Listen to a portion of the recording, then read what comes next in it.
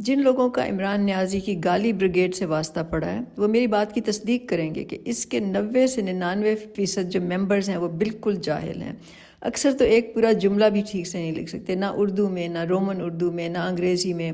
گالی کے ہجے تک نہیں آتے، کچھ ٹوٹی پھوٹی انگریزی لکھنے کی ناکام کوشش کرتے ہیں، اور آپ نے پوسٹ میں چاہے کچھ ہی لکھا ہو یا بولا ہو، ان کے کامنٹس میں وہی گندی گالیاں، گھسے پٹے جملے اور بد زبانی ہوتی ہے،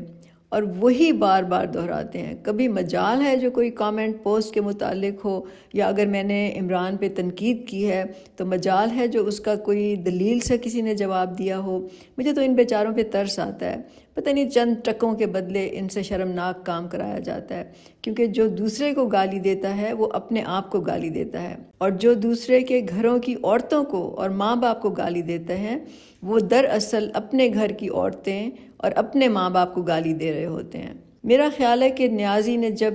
یہ ٹیم ہائر کرنے کے لیے اشتہار دیا ہوگا تو اس میں شرط رکھی ہوگی کہ اس کے لیے اپلائی کرنے والے جو ہیں ان کا جاہل ہونا بہت ضروری ہے۔